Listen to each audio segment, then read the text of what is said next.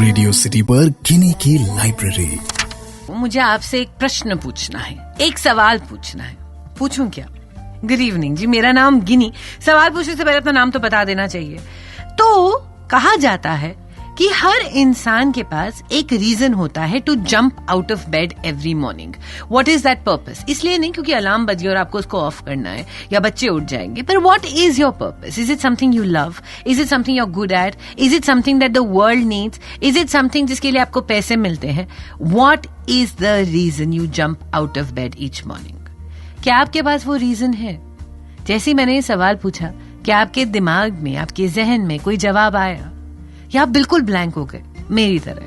Well, the Japanese believe that everyone has an ikigai. Ikigai का मतलब a reason to jump out of bed each morning.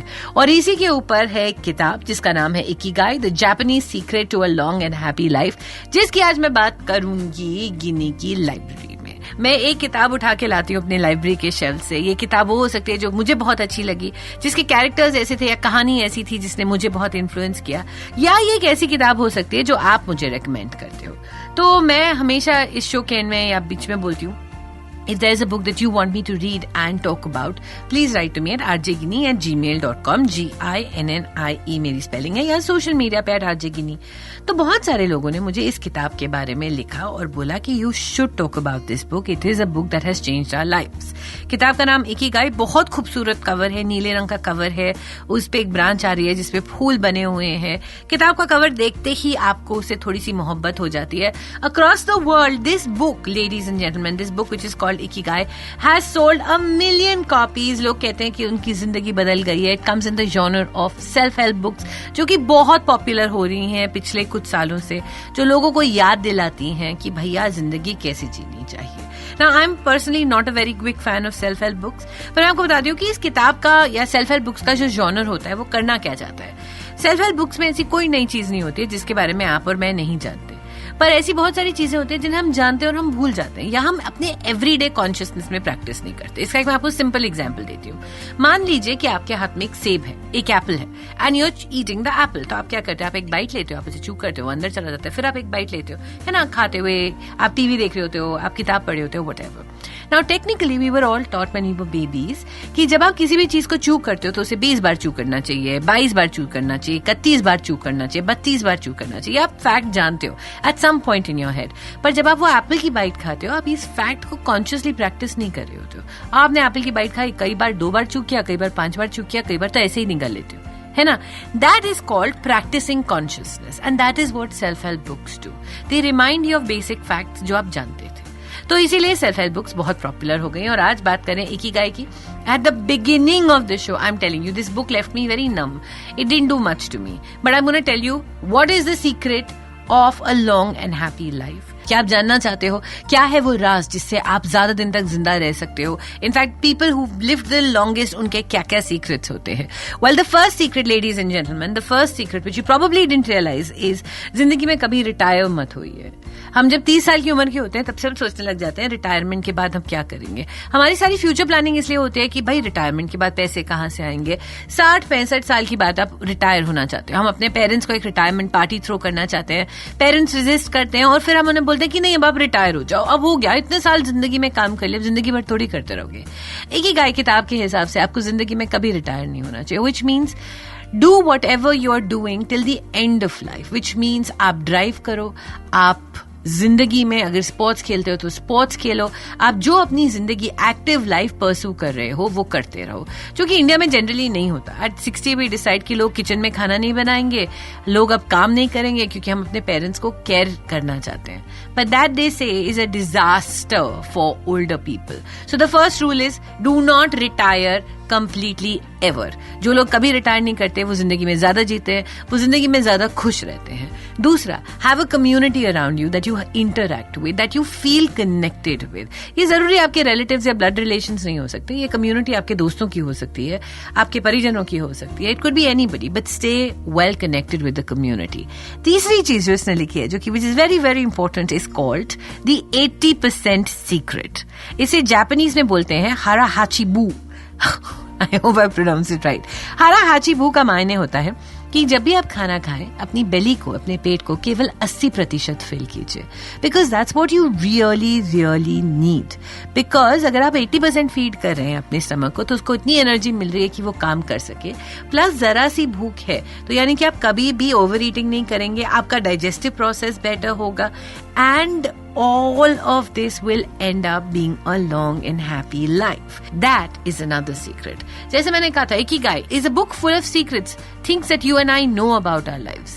बस हम इसको practice नहीं करते consciously. The people of Japan believe that हर इंसान के अंदर एक इकिगाई होती है, which is their reason to jump out of bed every morning.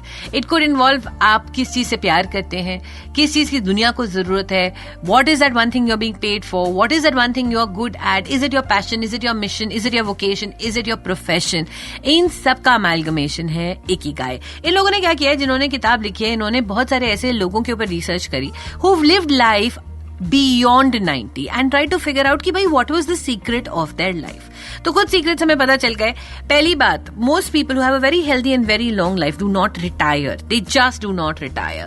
दूसरा, वो लोग जब उनकी जो कम्युनिटी बाउंडिंग्स होती हैं, जो स्ट्रक्चर सिस्टम होता है वो इतना स्ट्रांग होता है कि they can depend on each other.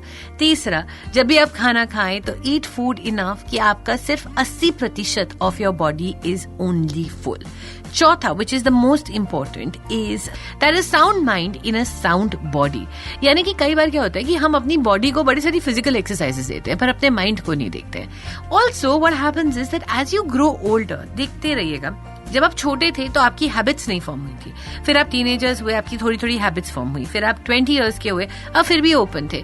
जब तक आप 40, 50, 60 की उम्र के हो जाते हो ना, हम ये कहने लग जाते हैं भाई हमारे हिसाब से तो ऐसा ही होता है, चाहे कुछ भी हो जाए हम तो ऐसे ही करेंगे.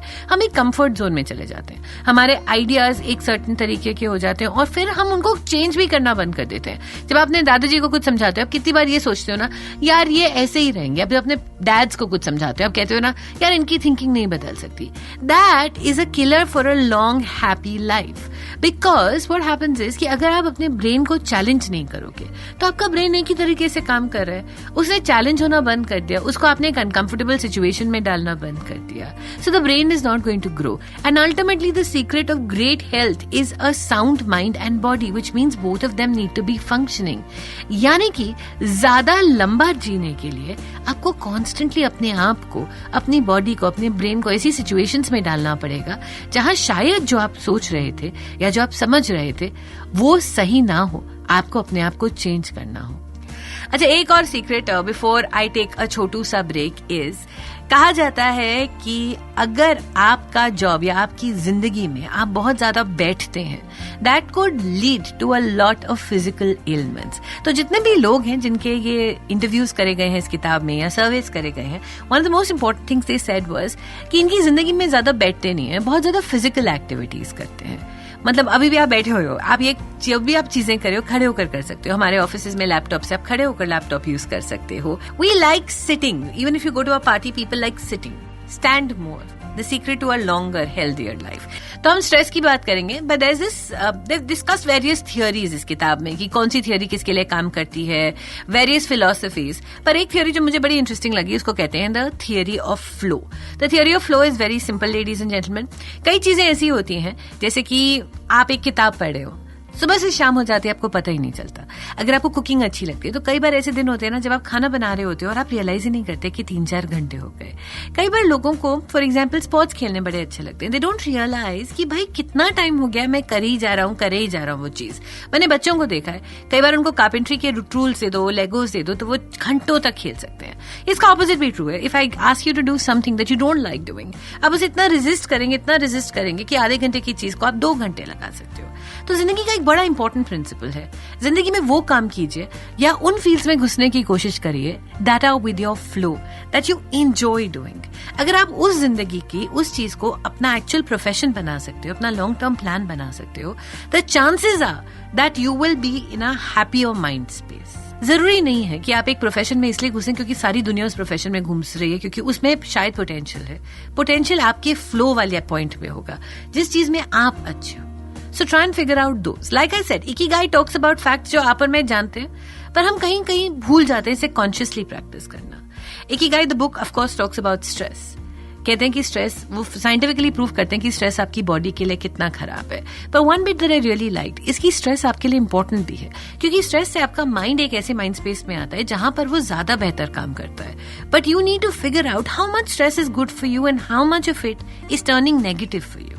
बड़ा इंपॉर्टेंट है ये फिगर आउट करना.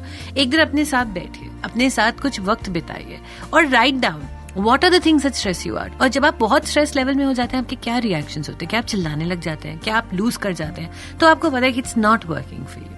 Find out things that are working and not working for you. Find out things that make you happy.